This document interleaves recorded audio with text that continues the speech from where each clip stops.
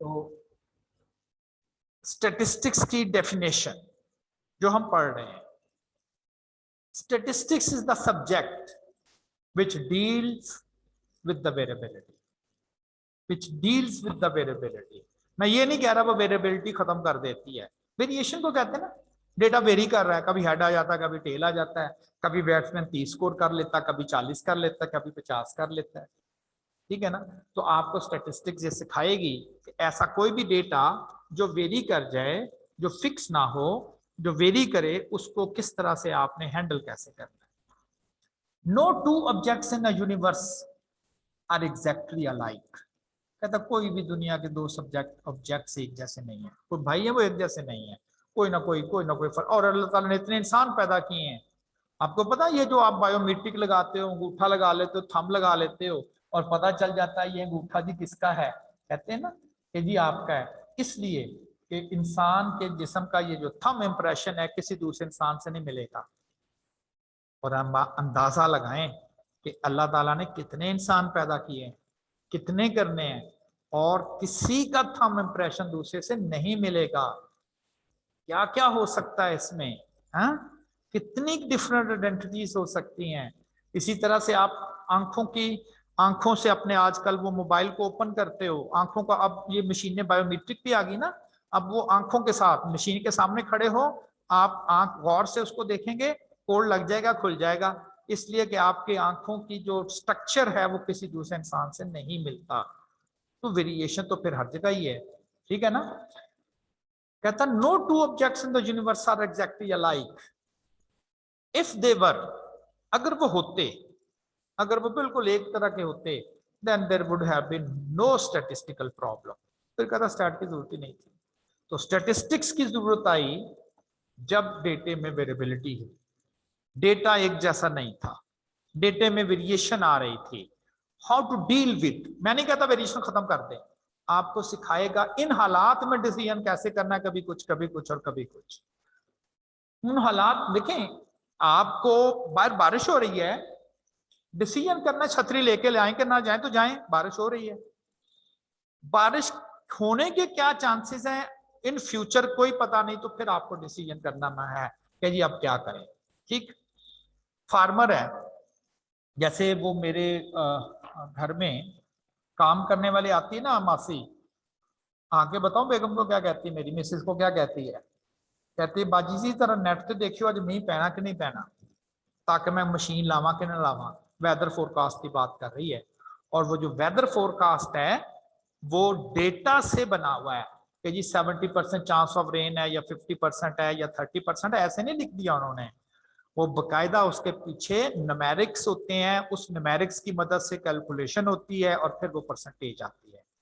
आपने देखा होगा वो परसेंटेज चेंज भी हो जाती है, इसलिए कि डेटा पीछे चेंज हो जाता है कि एटमॉस्फेयर प्रेशर चेंज हो गया, तो वो कहते हैं जब पहले 50% चांस था, अब 30% या 20% या 10% रह गया।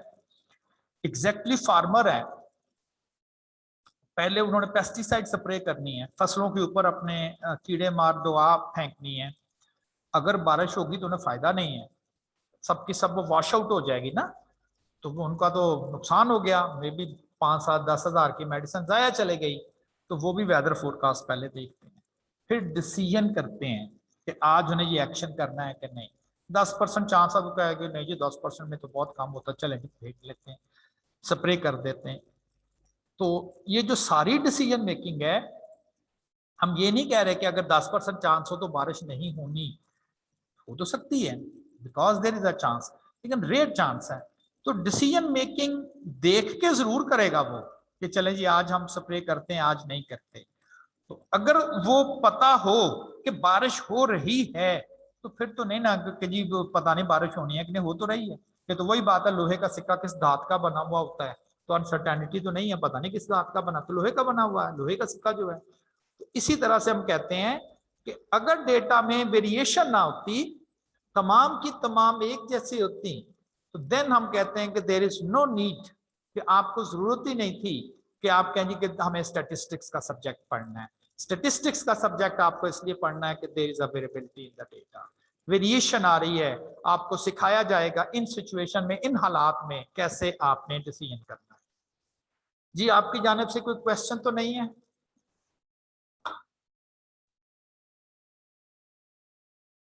एनीवन?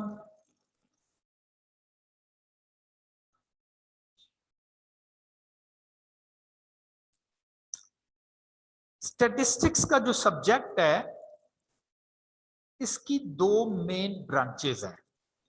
हर ब्रांच का अपना अपना काम है, हर जगह ऐसे ही होता है। अब कॉलेज में आते हो, कॉलेज को आके कहते हो मैंने एडमिशन लेना है, एडमिशन ब्रांच में चले जाएं। आपने एडमिशन ले लिया, पैसे जमा कराने हैं, आप जो कैश ब्रांच है वहां चले जाएं। आपने एग्जाम फॉर्म भेजने हैं, एग्जामिनेशन ब्रांच में चले जाएं। हर ब्रांच का अपना अपना काम है। बैंक में भी ऐसा ही होता है, ये फलां ब्रांच का काम है, ये फलां ब्रांच का काम है, ये फलां ब्रांच का काम है। तो इस तरह से आप लोग कह सकते हो कि हर ब्रांच का अपना अपना काम जो है वो स्पेसिफाई है कि क्या काम। जी आपका क्वेश्चन? सर ये आप जनरल बता रहे हैं कि इनमें से एमसीक्यूज भी आ सकते हैं जो आप अभी बता समझा रहे हैं? ये हमारा बेटा सब्जेक्ट स्टार्ट हो चुका है ना। तो इसमें से एमसीक्यूज बन सकते हैं हम जो अभी आप पढ़ाना शुरू कर दिया? जी जी बिल्कुल। ठीक है। आपको मैंने स्टार्ट में ये बताया है कि स्टैटिस्टिक्स का सब्जेक्ट एक्चुअली आपको पढ़ना क्यों है, ठीक है ना, उसकी ठीक उसकी है। इंपॉर्टेंस बता रहा हूँ। फिर मैंने उसकी डेफिनेशन आपको बताई। जैसे ये ब्रांचेस ऑफ स्टैटिस्टिक्स है तो इसका एमसीक्यू आता है, what are the different branches of statistics, नाम उसने मुख्तलिफ लिखे होते हैं। तो दो ब्रांचेस हैं, एक डिस्क्रिप्टिव एक इन्फरेंशियल। तो जो ठीक है सर। आप चीजें समझ लें, आप अपने यूजुअल एग्जाम में जिनको रटा लगा के आप याद करते होते हो, अब आपको उस तरह से रटा लगा के याद नहीं करना, बल्कि आपको ये देखना है जैसे स्टैटिस्टिक्स का सब्जेक्ट जो है वो क्या करता है। वो कह सकता है कि what subject that deals with variability, तो स्टैट्स है, मैथ नहीं है ना, वो उसकी रीजन आएगी। तो इसमें से वो मैं आपको बाद में बता दूंगा कि एमसीक्यूज की प्रिपरेशन आपने कहाँ कहाँ से करनी है, ठीक है ना। तो आप जैसे आम कोई अपना फिजिक्स केमिस्ट्री की क्लास पढ़ते हो और टीचर उसको किसी कॉन्सेप्ट को एक्सप्लेन करता है, बिल्कुल आपने उसी तरह पढ़ना है। और एट द एंड आपने उसमें से एमसीक्यूज के ज़ाहिर है आपको वो देगा। तो ये हमारे सब्जेक्ट का ना डिस्क्रिप्टिव पोर्शन है। फिर इसके बाद न्यूमेरिकल पोर्शन भी हम लोग स्टार्ट करेंगे। ठीक, थैंक यू सर। जी तो बिल्कुल देखिए, मैंने पहले 5-7 मिनट में ना अपना, आप समझ लें मैंने अपना इंट्रो करवाया, फिर आपको आपके सब्जेक्ट का इंट्रो करवाया। उसके बाद जब से हमने ये स्टार्ट किया है कि व्हाट इज स्टैटिस्टिक्स, ठीक है ना, आपको मैंने फिर बताया कि स्टैट्स का सब्जेक्ट एक्चुअली इसका पर्पस क्या है, करता क्या है। डेटे को इंफॉर्मेशन में एक्सपेक्ट करना। बहुत सारे लोग जो कि स्टैटिस्टिक्स को नहीं जानते थे, इसलिए मैंने उनको समझाया कि ये क्या है। फिर उसकी एक प्रॉपर डेफिनेशन हमने पढ़ी कि स्टैट्स की प्रॉपर डेफिनेशन जो है वो क्या है, ठीक है ना। तो इसके लिए फिर कलेक्शन कैसे करनी है ये हमने पढ़ना है। अभी तो जो कि स्टार्ट है ना, आपको डेटा कलेक्शन मेथड आपके कोर्स में है, डेटा प्रेजेंटेशन मेथड आपके कोर्स में है, एनालिसिस के कुछ मेथड्स हैं और इंटरप्रिटेशन है। ये 4 काम हमने करने पूरे अपने सब्जेक्ट स्टैट्स में। तो स्टैटिस्टिक्स डील्स विद वेरिएबिलिटी। बात हो रही थी स्टैटिस्टिक्स के सब्जेक्ट जिसने डेटे को इंफॉर्मेशन में बदलना है। दो ब्रांचेस हैं इसकी।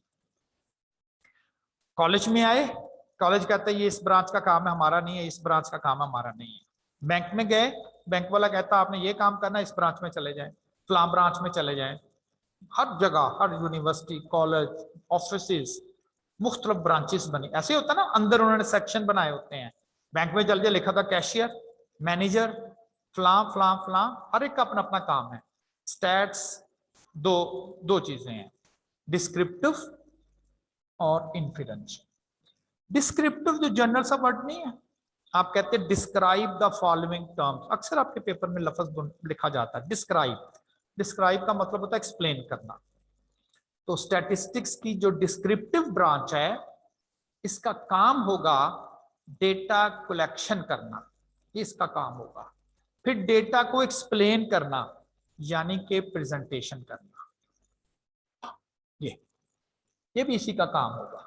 डेटे को इकट्ठा करना, डेटे को लिखना, प्रेजेंट करना, डेटे से कुछ इंफॉर्मेशन लेना।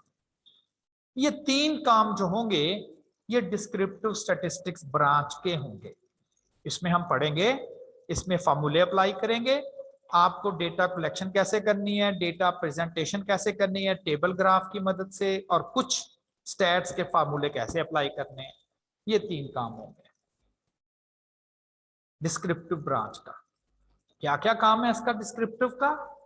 इन्वॉल्व्स इन ऑर्गेनाइजेशन, ऑर्गेनाइज करना डेटे को, समराइजेशन, समरी जैसे नहीं बनाते पूरी, देखें जो मीन होते हैं ना, मीन, ये डेटे की समरी तो होता है। डेटा में 10,000 वैल्यूज हैं, उनका आप सिर्फ एक सिंगल मीन कैलकुलेट कर लेते हो, आपको पता चल जाता है डेटा में वैल्यूज कैसी हैं। किसी डेटे का मीन 50,000 है, आप कहेंगे वहां जो वैल्यूज हैं वो 50,000 के राउंड अबाउट है। किसी डेटे का मीन 0.7 है, वहां वैल्यू डेसिमल्स में है, 0.4, 0.3, 0.2, 0.1 एंड सो ऑन। यानी कि आपको मीन की मदद से डेटे की पूरी डिटेल का गैस हो गया, जैसे समरी से गैस होता है। तो हम आपको डेटे से कुछ समरी बनाना सिखाएंगे। डेटा डिस्प्ले कैसे करते हैं, वो presentation into tables and graphs and कुछ कैलकुलेशंस, ये मैंने कुछ स्टैट्स के काम लिखे। ये सारा काम डिस्क्रिप्टिव स्टैट्स का होगा। डेटा कलेक्ट कैसे करना, डेटे को टेबल की ग्राफ की मदद से कैसे लिखना, डेटे से कुछ कैलकुलेशंस न्यूमेरिक्स कैसे कैलकुलेट करना, ये सब का सब काम डिस्क्रिप्टिव स्टैटिस्टिक्स का होगा। लेकिन घर में फर्ज करें आप बहन भाई आपस में लड़ पड़े, शाम को आपके अब्बू घर गए, आपने शिकायतों के अंबार लगा दिए, अबू इसने मुझे मारा, इसने मुझे गाली दी, मेरी कॉपी फाड़ी, फला फला। आपके वाला साहब कहते हैं अच्छा अच्छा पहले ठहर जाओ, पहले मुझे बताओ हुआ क्या था। आपका भाई भी सारी एक्सप्लेनेशन देता है कि जी मैं बाहर गया हुआ था पानी पीने, इसने पीछे से मेरी कॉपी फाड़ दी, बट जो भी कहते हैं। आपका भाई एक्सप्लेन कर रहा है, आपके अब्बू को इंफॉर्मेशन डिस्क्राइब कर रहा है, दे रहा है ना, डेटा दे रहा है कि इसने मुझे गाली दी थी, ये किया था, वो किया था। आपके अब्बू उससे डिस्क्रिप्शन ले रहे हैं। तो स्टैट्स भी यही काम करती है, पहले डेटा इकट्ठा करती है, फिर उसको टेबल की मदद से प्रेजेंट करती है, फिर उसमें से कुछ कैलकुलेशन करती है। इस ब्रांच को हम कहते हैं, ये स्टैटिस्टिक्स की डिस्क्रिप्टिव ब्रांच का काम है। जब सारा डेटा इकट्ठा हो जाता है, जैसे आपके जो अब्बू हैं उन्होंने आपके भाई से, आप जिससे भी लड़ाई हुई, सारा डेटा इकट्ठा कर लिया, उसके बाद भला क्या करते हैं, कहता अच्छा अच्छा मैंने आपकी बातें सुन ली हैं, आपकी बातें सुनने के बाद मैं इस नतीजे पर पहुंचा हूं, और अब्बू अपना डिसीजन देते हैं, इन्फर करते हैं, नतीजा अखज करते हैं सारे डेटा लेने के बाद। तो हम भी ऐसा ही करेंगे, स्टैट्स भी ऐसा ही करती है। जब वो सारा डेटा इकट्ठा कर लिया, उसको प्रेजेंट कर लिया, उसमें से कैलकुलेशन परफॉर्म कर ली, उसके बाद वो एक जर्नल रिजल्ट वहां से ड्राइव करेंगे। ये एक टेक्निकल वर्ड है, अभी हम इसको ही एक्सप्लेन करने जाएंगे। Sample, using the sample information such as, देखें इनको नहीं आप जानते, वरी ना करें ये क्या लिखा हुआ एक्स बार एस आर पी, लेकिन बताना ये है कि जो इंफॉर्मेशन डिस्क्रिप्टिव स्टैटिस्टिक्स ने इकट्ठी की थी, कहता ये वही इंफॉर्मेशन अब ये यूज करेगा और इन्फ्लुएंस ड्रॉ करेगा, नतीजा अखज करेगा, रिजल्ट ड्राइव करेगा, जर्नल रिजल्ट्स बनाएगा कि जी ये हमारी फाइंडिंग्स हैं, और काम हो गया। यही काम हमने करना है, डेटा से कुछ जर्नल रिजल्ट्स ड्राइव करने हैं। डेटा इकट्ठा करना, डेटे को टेबल ग्राफ में डिस्प्ले करना, डेटे में से कुछ कैलकुलेशंस परफॉर्म करना, ये डिस्क्रिप्टिव स्टैटिस्टिक्स ब्रांच का काम होगा। और जो काम डिस्क्रिप्टिव स्टैटिस्टिक्स ने किया होगा, उसकी इंफॉर्मेशन को यूज करते हुए पॉपुलेशन, वर्ड मैंने लिखा हुआ है पॉपुलेशन, इसके मतलब कोई रिजल्ट जनरलाइज करना, ये इन्फ्लुएंशियल ब्रांच का काम होगा। तो दो ब्रांचेस हैं। अब एग्जाम में इसका कोई क्वेश्चन कुछ इस तरह से आता है, फर्ज करें, मतलब ये डेफिनेशंस तो नहीं ना आएगी, हाँ अगर ये सब्जेक्टिव पेपर होता तो आ जाता है differentiate between डिस्क्रिप्टिव्स and inferential statistics. अब वो तो नहीं, अब तो एमसीक्यूज में आना है। अब एमसीक्यूज में ऐसा आ जाएगा, वो आपको कह देगा कि एक स्टूडेंट है, उसने अपनी क्लास से स्टूडेंट्स की हाइट का डेटा लिया और उसको एक टेबल की फॉर्म में लिख दिया, और नीचे क्वेश्चन लिखा जाएगा कि ये जो उसने टेबल की फॉर्म में डेटा लिखा है, it is a descriptive branch, it is an inferential branch, it may be both descriptive and inferential। तो जो डेटा टेबल की फॉर्म में, ग्राफ की फॉर्म में लिखना, समराइज करना, वो तो डिस्क्रिप्टिव ब्रांच है। तो उसने डिस्क्रिप्टिव ब्रांच का काम सर अंजाम दिया, अभी इन्फरेंशियल का नहीं किया। तो कुछ इस तरह से वो सारी चीजें जो हैं वो एक्सप्लेन करेगा कि ये डिस्क्रिप्टिव ब्रांच का काम है या ये इन्फरेंशियल ब्रांच का काम है। अब कोर्ट में देखें, कोर्ट में जब कोई मुजरम आता है जज साहब के सामने, तो कहा जाता है इसने क्या किया जी बताओ। तो जो उसके वकील होते हैं वो बताना स्टार्ट कर देते हैं कि जी ये बेगुनाह है, ये है, वो है, दिस है, दैट है। तो वो क्या कर रहा है, डिस्क्राइब कर रहा है उसका वकील जज के सामने, उस अपने क्लाइंट के मतलब डिस्क्रिप्शन दे रहा है। सब बातें सुनने के बाद जज साहब ये काम करते हैं, कहते हैं जी मैंने आपकी सारी बातें सुन ली हैं, अब मैं इससे ये नतीजा अखज़ कर रहा हूं, करते हैं ना वो। तो इन्फर, तो there are two main branches of statistics, one is the descriptive and other one is the inferential branch of statistics. जी, इसमें से अगर कोई कंफ्यूजन है आपको?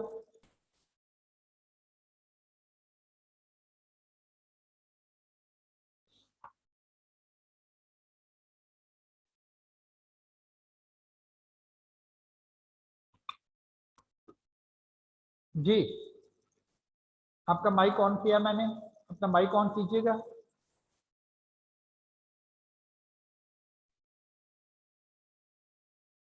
आपका माइक ऑन कर रहा हूं मैं दानिश। सर वो आपने एमसीक्यू जो बताया था दोबारा रिपीट आप बता सकते हैं? मैंने लिखा नहीं था, वो नोट नहीं किया था थोड़ा सा। अच्छा ठीक है। आपका क्वेश्चन? अस्सलाम वालेकुम सर। वालेकुम सलाम।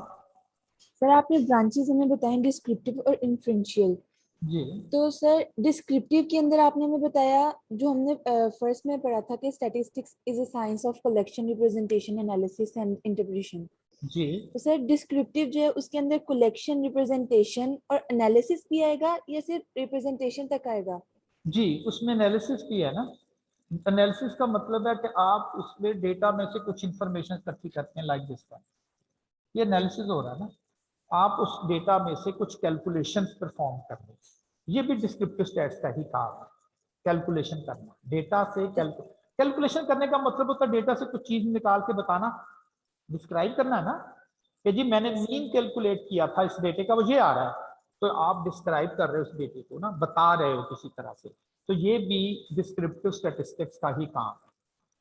तो सर सिर्फ इन्फ्रेंशियल जो है उसके अंदर सिर्फ इंटरप्रिटेशन ही आएगा कि हमें जी डिसीजन ही जी देखना है? जी, हम फाइनली इन सारी बातें सुनने के बाद क्या इन्फर कर रहे हैं, क्या नतीजा अखज़ करते हैं। जैसे जज साहब की एग्जांपल दी है मैंने कोर्ट में, वो बैठा सारी बातें सुनता है। एक वकील ने बताया, अच्छा ये रिपोर्ट दिखाओ, ये बताओ, दिस दैट, बेशुमार कागज उसके सामने रख देता है, जो जो मांगता रखता जाता है। फिर सारी चीजें पढ़ने के बाद जज कहता जी मैं इस नतीजे पर पहुंचा, कहता है ना वो। तो वो नतीजा sir. अखज़ करता है, वो सारी चीज को समराइज कर के एक रिजल्ट ड्राइव करता है, एक नतीजा अखज़ करता है कि हाँ इस नतीजे पर हम पहुंचे। वो इन्फरेंशियल स्टैटिस्टिक्स ब्रांच का काम है। Thank you sir. जी, अस्सलाम वालेकुम वालेकुम अस्सलाम। सर, ये डिस्क्रिप्टिव में जो समराइजेशन है इसका मतलब नहीं समझ आया। अच्छा, समरी होती है जब आप कोई स्टोरी लिखते हो, 10 12 15 पेजेस की एक पूरी स्टोरी होती है, उसमें सारी डिटेल होती है। और अक्सर आप इंग्लिश में लिखते हो समरी, मेरे ख्याल 2-4 लाइनों की होती है। उस समरी को पढ़ के आपको कम से कम 10 पेजेस की स्टोरी के मतलब पता चल जाता है कि उस स्टोरी किसके मतलब है, ठीक है ना। लाइक ऐसे ही मैं बोल रहा हूं कि उस समरी में था कि कोई एक एक कोई कंट्री था, वहां पर लोग बड़े हालात बुरे थे, वहां पर एक आदमी आया, उसने कुछ इस तरह की कि उसने 5 साल, जैसे चाइना में था वो, उसने बताओ क्या किया था, ये जो अफीम नशा करते थे लोग ना, उसने चाइना ने क्या किया, उसने कहा जिसने नशा करना है ना, आज जहाज जा रहा है उसमें हम आपको प्रोवाइड करेंगे। सारे उन्होंने नशे जहाज में भर लिए, बहरी जहाज में, समुद्र में ले जाकर डुबो दिया उनको, चलो सारे खत्म कर दिए, हालात ठीक हो गए। मतलब समरी क्या होती है, जैसे आप इंग्लिश की समरी लिखते हो, पूरी डिटेल जो स्टोरी होती है उसको चंद वर्ड्स में लिखना, ठीक। अगर मैं आपको ये कह दूं कि एक क्लास है, उसमें ये पहले स्टूडेंट के नंबर हैं, ये दूसरे के हैं, ये थर्ड है, ये फोर्थ है, ये फिफ्थ है, सिक्स्थ है, ये है पूरी क्लास की स्टोरी, मार्क्स की स्टोरी। इसकी एक समरी बता रहा हूं आपको। मीन फर्ज करें 50 है, आपने कहा अच्छा यहां पर लगना 50 के करीब करीब नंबर लेते हैं, पता चल गया ना, सिर्फ इससे। हो सकता है यहाँ पर किसी के नंबर जो हमें 60 हो, किसी के 55 हो, ये नहीं हो सकता कि किसी के नंबर 4 हो, किसी के 6 हो, किसी के 9 हो, किसी के 12 हो, 5 हो, 4 हो और एवरेज 50 हो जाए, ये नहीं ना हो सकता। तो फिर इससे पता चल जाएगा आपको कि इस डेटा में वैल्यूज जो हैं वो किस नंबर की राउंड अबाउट है। समरी, समरी शॉर्टर वर्जन, एक डेटा सेट है, उसका मीन जो आ रहा है वो 0.5 आ रहा है, 0.5। यहां जो वैल्यूज हैं, अगर उसकी वैल्यू 0.5 है तो यहाँ वैल्यू जो है वो 60, 65, 69, 68 इस तरह की नहीं होगी, बिल्कुल नहीं होगी। वहां वैल्यू कोई होंगी 0.3, 0.4, 0.5, 0.7 इस तरह की होंगी, क्योंकि उनकी समरी से पता चल रहा है आपको, तो समरी इसे कहते हैं। शॉर्टर वर्जन होता है ना, थोड़ी सी इंफॉर्मेशन। तो आपको जितनी भी स्टैट्स की कैलकुलेशन है ना, समरी होंगी। मीन बता दिया, 10,000 वैल्यू है, मीन 1 है, और भी बहुत सारी चीजें आपको बताएंगे। तो इसी को हम समराइजेशन कहते हैं, कि पूरे डेटा सेट से चंद वैल्यूज लेके बताना, ताकि उस डेटे को आप समझा सकें कि ये डेटा किस किस्म का है, उसको हम डेटे की समरी बोलते हैं। तो इसे हम कहते हैं डेटे को समराइज करना। अच्छा, यहां तक बात है कि जी एमसी, जो पहला जैसे स्टूडेंट ने क्वेश्चन किया था कि जी इसमें एमसीक्यूज लिखा दें। एक बात कि मैंने एमसीक्यूज जो आई कैप देता है उसका पेपर आउट नहीं है, जैसे मार्केट में पास पेपर्स होते हैं वो बिल्कुल नहीं है, वो एक्सपोज नहीं करता। मैंने कभी आई कैप के एमसीक्यूज दिए नहीं है, तो मुझे तो बिल्कुल नहीं पता कि कौन कौन से एमसीक्यूज एग्जाम में आए हुए हैं, एक बात। सेकंड, कुछ बच्चे एमसीक्यूज लिख लाते हैं, पेपर देने गए अपने, क्या चले यार कुछ एमसीक्यूज ना किसी कागज पे लिख के बाहर ले आते हैं। वो एमसीक्यूज कुछ लोग कंपाइल कर लेते हैं, इकट्ठे कर लेते हैं, इसे फीडबैक का नाम दे देते हैं कि जी हमें स्टूडेंट से ये फीडबैक मिली थी। अब 70 क्वेश्चन आने हैं, अगर 100 बच्चा भी एक क्लास में, जैसे यहाँ 3 क्लासेस चल रही हैं, आपकी क्लास में बहुत कम लोग हैं, पहली 2 में एक में 60 है, एक में 70 है, तो अगर ये 70 क्वेश्चन को आप 100 से भी ज़रब दे दें तो 700 क्वेश्चन है, 2-2, 4-4 भी लोग अगर लिख लाएं तो अच्छे खासे बन जाते हैं। आपको मैं एक बुक रेफर करूंगा जिसमें फीडबैक क्वेश्चन है, मतलब बच्चे जो क्वेश्चन एग्जाम में आए, बच्चे वो क्वेश्चन बाय ले आए लिख के कागजों पर, और किसी टीचर ने उसको कंपाइल करके ना एक पूरी बुक बना दी। वो जब आप मैं पता करता हूँ कयूम साहब से, तो वो बुक आपको दे दी जाएगी, पता चल जाएगा कि एग्जाम में बहुत सारे क्वेश्चन उसको एग्जाम में आए हुए हैं, और उसी में से भी आ रहे हैं, क्योंकि आई कैप अपनी क्वेश्चन को जाया नहीं करता, बार बार उसी में से पूछता। वो समझता है कि ये क्वेश्चन किसी के पास नहीं है, क्योंकि बाहर नहीं ना लाने देते वो, लेकिन किसी तरह से बच्चे ले आते हैं। तो वो मैं आपको बुक रेफर कर दूंगा, उसमें तकरीबन 1500 एमसीक्यूज है। मैं नहीं कहता कि उसी बुक में से आते हैं, काफी ज्यादा क्वेश्चन उस बुक में से आ जाते हैं, क्योंकि वो एग्जाम के क्वेश्चन है, बार बार वो एग्जाम के क्वेश्चन एग्जामिनर रिपीट करता है, तो उसी में से वो क्वेश्चन आ जाते हैं।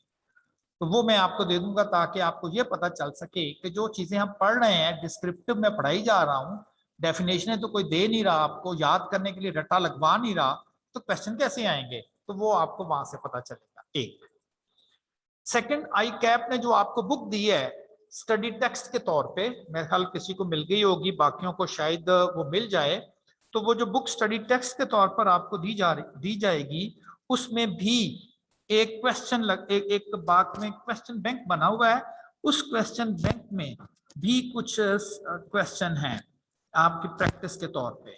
तो आपको दो फिर सोर्स हो गए, एक बुक मैं आपको रेफर कर दूंगा और एक बुक जो है वो आई कैप ने आपको प्रोवाइड की हुई है। तो ये दो बुक्स हैं, इनकी मदद से आपको ये आइडिया हो जाएगा, ये गेस हो जाएगा कि आपको एमसीक्यूज जो हैं वो किस तरह से एग्जाम में आएंगे और किस तरह से आपने उन्हें अटेम्प्ट करना होगा। अच्छा जी, ये जो इन्फिडेंशियल ब्रांच है स्टैटिस्टिक्स की, इसमें दो वर्ड आ रहे हैं, एक वर्ड यहां लिखा गया है सैंपल का और एक वर्ड यहां लिखा गया है पॉपुलेशन का। Yes, these are two words. ये डिस्क्रिप्टिव स्टैटिस्टिक्स क्या है, मैंने पहले ऐसे ही जरा लिख दिया, अब मैं जरा थोड़ा सा स्टेटमेंट की फॉर्म में लिख रहा हूं। कहता है descriptive statistics consists of the tools से मुराद फॉर्मूले and techniques methods designed to, bold किया हुआ है, describe the data description बताना, such as table, graph, numerical measures, मैंने कहा था ना analysis, like ये एवरेज बिल्कुल एक न्यूमेरिकल मेजर है, वेरिएशन मेजर करना है, तो ये चीजें आपको सिखाई जाएंगी, टूल्स सिखाए जाएंगे। तो मतलब क्या है, डेटे को टेबल की मदद से, ग्राफ की मदद से लिखना, कुछ कैलकुलेशन परफॉर्म करना, ये डिस्क्रिप्टिव स्टैट्स का काम होगा।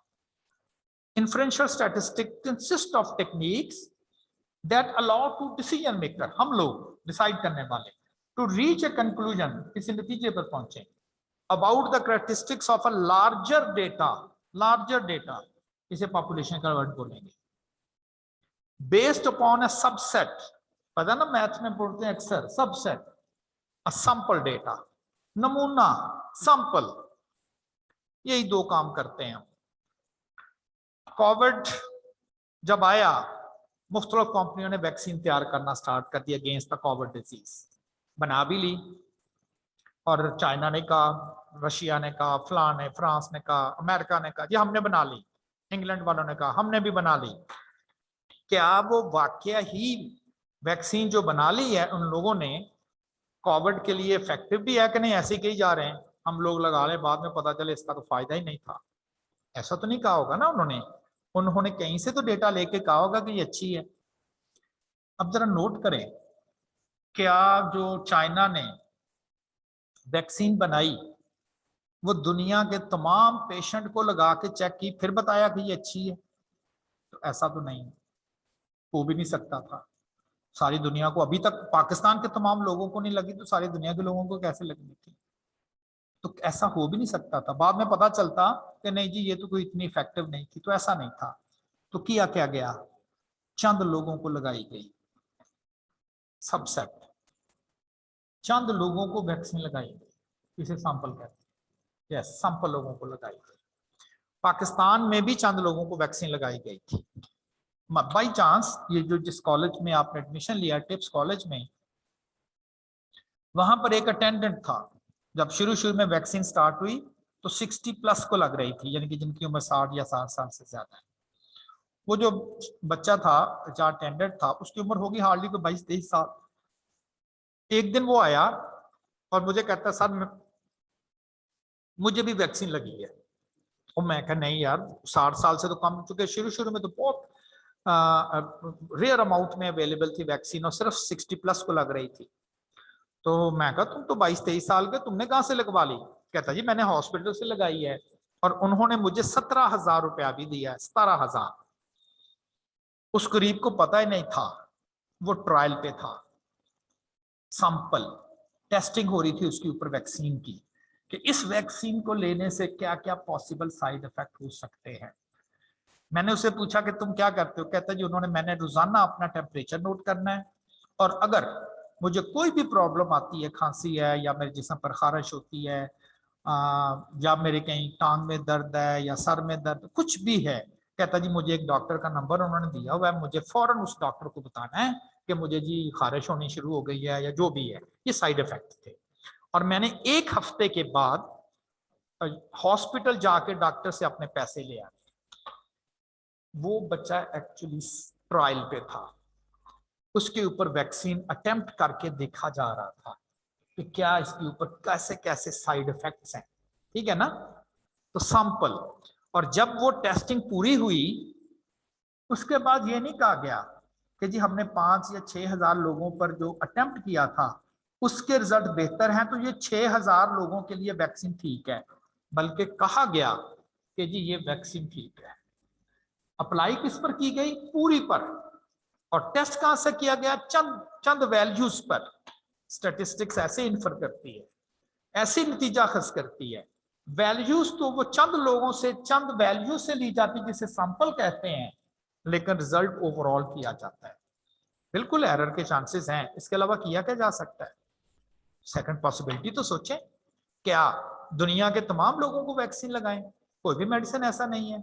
एक कंपनी है वो शुगर बनाने वाली मेडिसिन बना देती है, कह देती है ये बेहतर है जी मेडिसिन, चेक करके देखें, तो क्या सारे शुगर पेशेंट को पिला दें? नहीं। डॉक्टर के पास भी जाते हैं, एक कंपनी कहती है हमने कफ सिरप बनाया है, वहां डॉक्टर जो उसके पास पेशेंट आते हैं चंद लोगों को वो कफ सिरप देता है, चेक हो जाता है पता नहीं ये ठीक भी है कि नहीं, कैसी कंपनी लगी हुई है। तो सैंपल पोर्शन को कहते हैं, चंद वैल्यूज को कहते हैं। इंफॉर्मेशन या डेटा चंद वैल्यू से लिया जाता है लेकिन बात ओवरऑल की जाती है, इसे ही हम कहते हैं ये इन्फ्लुएंस कर रहे हैं। पॉपुलेशन का वर्ड है क्या? Totality of observations. हम समझते हैं पॉपुलेशन से मुराद ह्यूमन पॉपुलेशन है, तमाम लोग, तो उससे मुराद ये नहीं है, उससे मुराद टोटलिटी है, टोटल है। Totality of observations made on all the objects.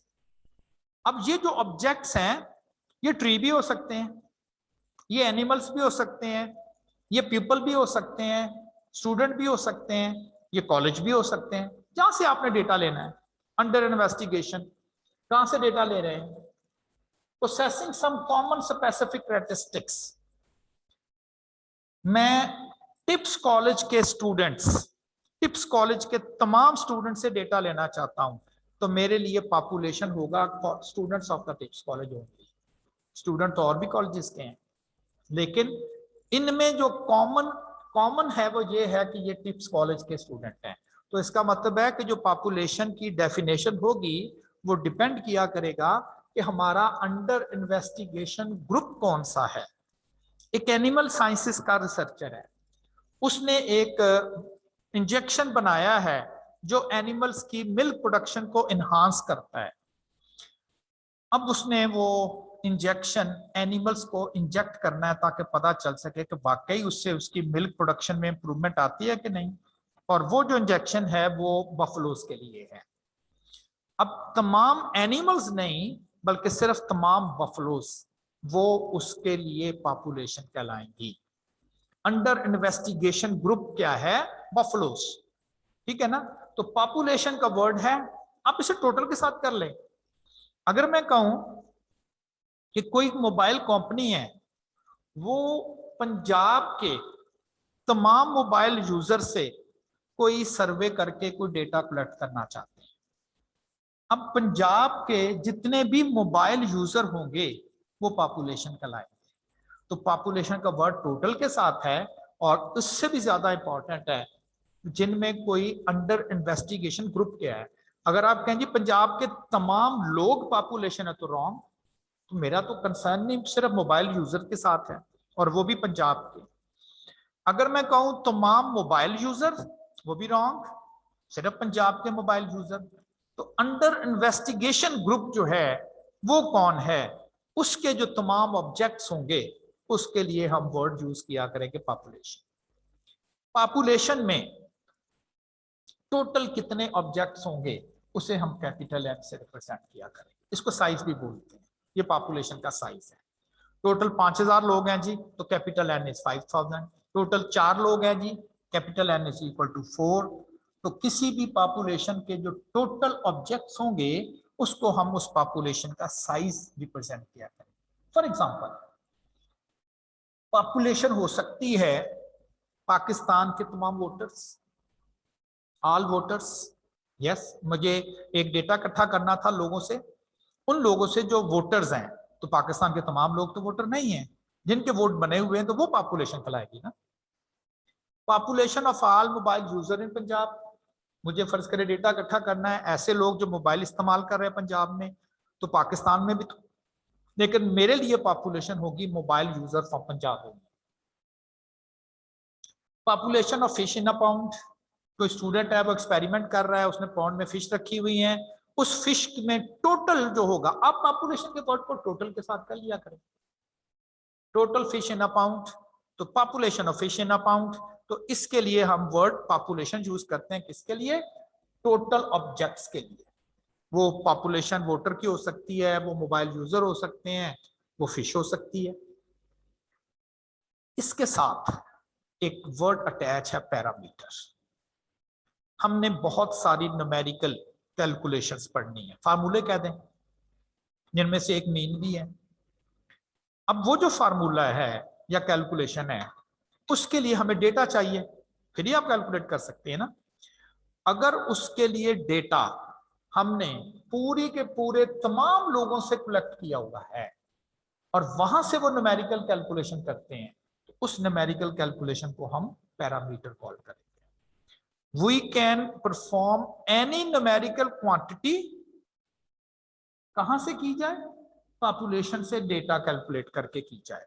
अगर टिप्स कॉलेज में टोटल 4000 स्टूडेंट पढ़ रहे हैं और मैं हर स्टूडेंट से उनके एफएससी के मार्क्स का डेटा कलेक्ट करूं और इन 4000 के ऊपर कोई भी न्यूमेरिकल कैलकुलेशन परफॉर्म करूं, बहुत सारी पढ़नी है, उस न्यूमेरिकल कैलकुलेशन को हम कहेंगे ये हमने पैरामीटर कैलकुलेट किया हुआ है।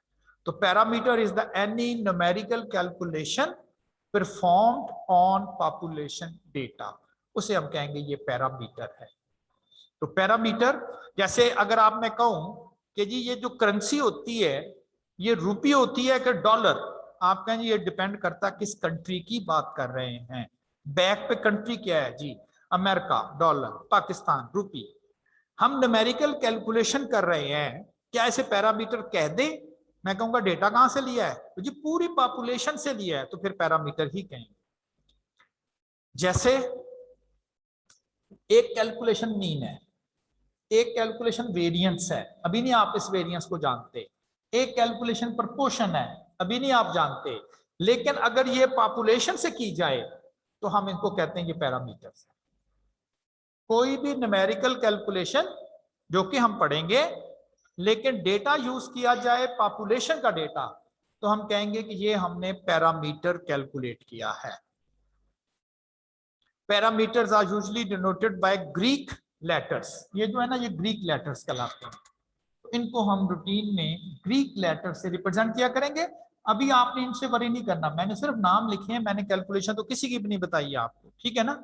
बताना सिर्फ ये है, डेटा कलेक्ट किया पॉपुलेशन से यानी कि तमाम लोगों से, फिर कैलकुलेशन परफॉर्म की कोई सी भी वाली, उसको हम कहेंगे ये हमने पैरामीटर कैलकुलेट किया है।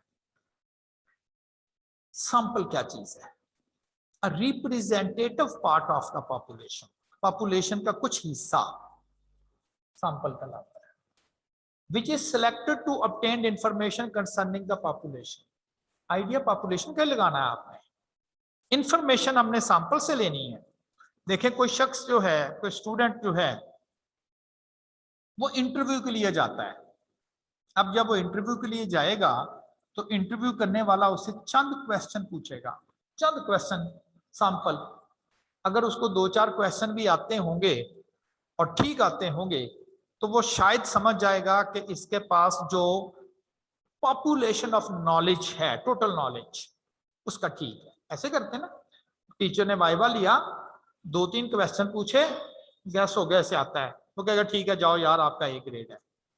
तो इंफॉर्मेशन तो उसने 2-3 क्वेश्चन से ली, लेकिन बात उसने ओवरऑल की। हम भी रूटीन में ऐसा ही करते हैं। किसी को कहते तुम्हारा फलां चैप्टर तैयार है, वो कहता तैयार है। हम कहते अच्छा तुम अगर ये बात बता दोगे ना तो मैं समझूंगा तुम्हें सारा ही आता है। तो चीज तो उससे हम चंद पूछ रहे हैं और बता रहे हैं या कह रहे हैं उसको भी सारा चैप्टर तुम्हें आता है। तो बिल्कुल ऐसा ही है कि सैंपल जो होता है, जैसे मैंने एग्जांपल नहीं दी उस बच्चे की, वो नहीं कि वो अकेला था, वो कहते हैं हमारे गांव के और भी लोग थे। अब मुझे आइडिया नहीं है कि पाकिस्तान में कितने लोगों के ऊपर अटेम्प्ट किया था चाइना ने, बाकायदा पैसे पे किए थे उसके कि जी आप अटेम्प्ट, पाकिस्तान ने आपने कहा जी क्यों कुर्बानी का बकरा लोगों को बनाया गया। पाकिस्तान ने अपने मुल्क के लोगों के लिए वैक्सीन रिकमेंड करनी थी। हर कंट्री के मुल्क का जो लोग होते हैं उनका बायोलॉजिकल स्ट्रक्चर अलग होता है। चाइना ने अपने मुल्क पर टेस्ट कर ली, वो बेहतर थी, पाकिस्तान भेज दी। हो सकता है पाकिस्तान के लोगों का जो स्ट्रक्चर हो वो उसके लिए एक्सेप्टेबल ही ना हो, तो मस्ट यहां से ही सैंपल लेना था उनको, चाइना को, ताकि वो कह सके कि ये जो वैक्सीन है ये इक्वली गुड है for the people of Pakistan as well. इसलिए यहां पर सैंपल लिया था उन्होंने। सैंपल लोग लिया, टेस्टिंग की, रिजल्ट आया, साइड इफेक्ट नोट हुए और उसने बताया गया जी इतने परसेंट इफेक्टिव है, साइड इफेक्ट बहुत ज्यादा नहीं है, दैट्स वाई वो रिकमेंड हो गई। ठीक है ना, सैंपल से। लेकिन रिकमेंड जो की गई वो ओवरऑल की गई तमाम लोगों पर।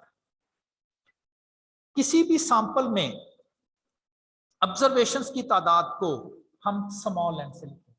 पॉपुलेशन में कितनी ऑब्जर्वेशंस हैं कैपिटल एन, और सैंपल में कितनी ऑब्जर्वेशंस हैं उनको हम स्मॉल एन से रिप्रेजेंट किया करेंगे। इसके साथ वर्ड अटैच है स्टैटिस्टिक, एस नहीं है। Numerical quantity calculated from sample data. Parameter, numerical quantity calculated from population data. Numerical quantity calculated from sample data.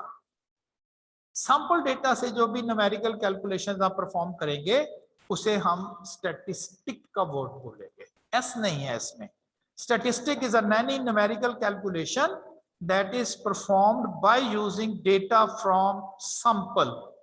Class में 50 लोग हैं पॉपुलेशन, मेरे पास टाइम नहीं था, मैंने 10 लोगों से डेटा लेके वहां पर उनके एवरेज निकाल दी, मैंने स्टैटिस्टिक कैलकुलेट की। मैंने 50 लोगों से ही डेटा लेके एवरेज निकाली, मैंने पैरामीटर कैलकुलेट किया।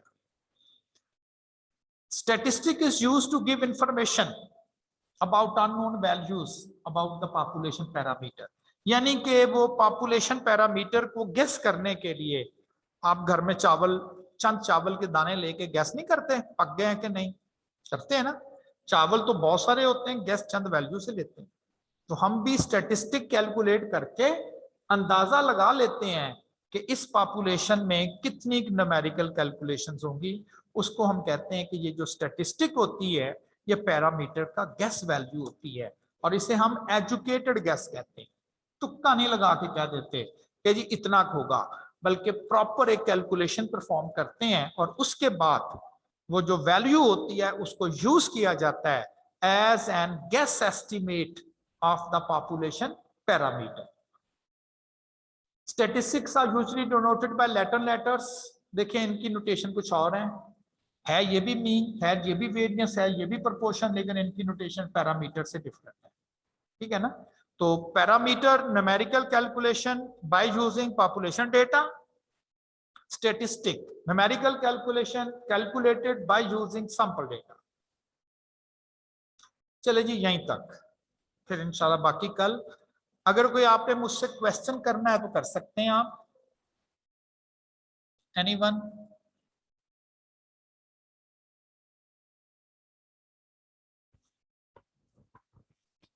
जी अस्सलाम वालेकुम सर।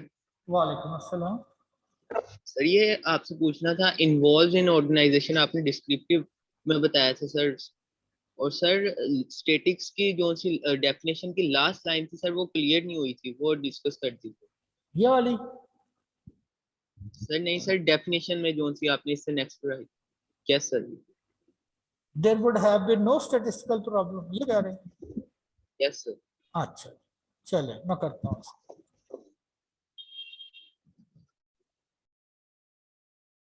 जी आपका क्वेश्चन? सर जो लास्ट स्लाइड के अंदर आपने स्टैटिक्स पढ़ाया है उसे एक्सप्लेन कर दें दोबारा। अच्छा, थैंक यू सर।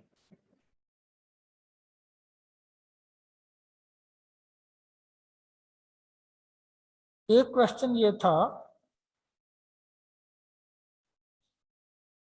कि जी ये जो लास्ट लाइन है इसका क्या मतलब है। यहां लिखा गया है statistics is a subject that deals with variability. अगर डेटा में वेरिएशन आ जाए, यानी कि कोई वैल्यू कोई हो, कोई डिफरेंट हो, कोई अगली वैल्यू और डिफरेंट हो। जैसे मैं स्टूडेंट के नंबर ले रहा हूं, मुझे नहीं पता कि अगले स्टूडेंट के नंबर डेटा इकट्ठा करने लगा हूं क्या नंबर आएंगे, वी डोंट नो, वेरिएशन है। कहता फर्ज करें अगर किसी भी ऑब्जेक्ट में वेरिएशन ना होती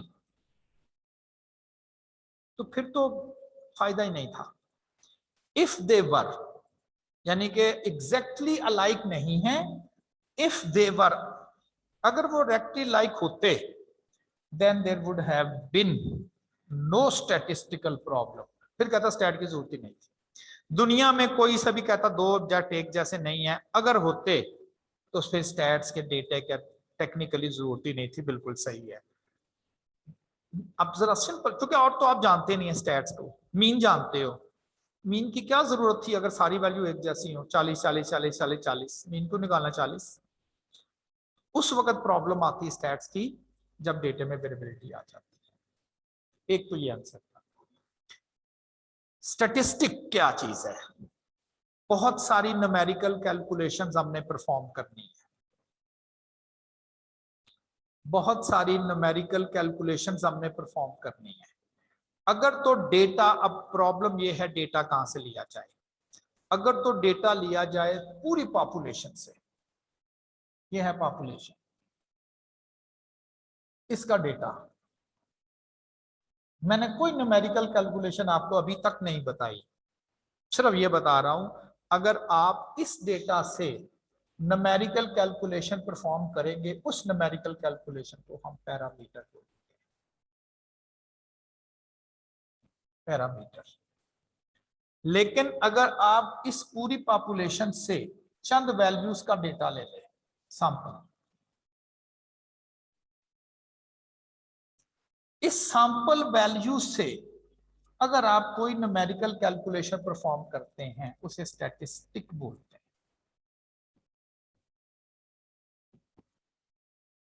statistic, numerical quantity calculated from where? From the sample, called statistic। उसे हम स्टैटिस्टिक का नाम देते हैं।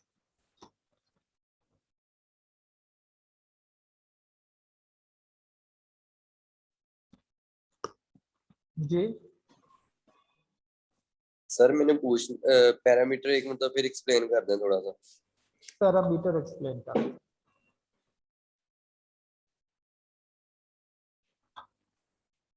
पैरामीटर क्या है?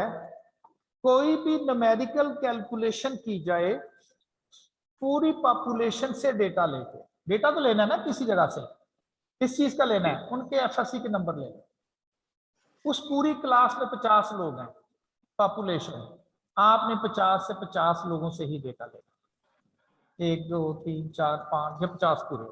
आप कहेंगे मेरे पास पूरी पॉपुलेशन का डेटा, यानी कि तमाम लोगों का डेटा है।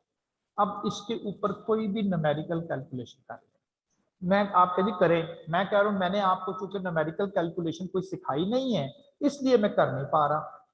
आप मीन कैलकुलेट कर ले, चले मीन तो आता है आपको, तमाम स्टूडेंट के नंबर को जमा कर दे, फर्ज करें ये सारे और नंबर ऑफ स्टूडेंट से डिवाइड कर दें, आपने कहना ये मीन ले लिया। अब मीन आपने जो लिया है वो डेटा कहां से लिया है? पॉपुलेशन से लिया है। इस मीन को हम पैरामीटर बोलते हैं, ये पैरामीटर है। तो कोई भी न्यूमेरिकल कैलकुलेशन जो कि पॉपुलेशन डेटा से की जाए उसे हम पैरामीटर का नाम दे दें। ये हमारे लिए पैरामीटर बहुत सारी पढ़नी है हमने। जी क्लियर हुआ आपको? जी हो गया सर, थैंक यू।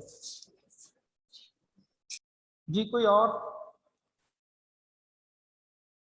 चलें जी, ठीक है फिर, ओके जी, फिर कल तक के लिए अल्लाह हाफिज।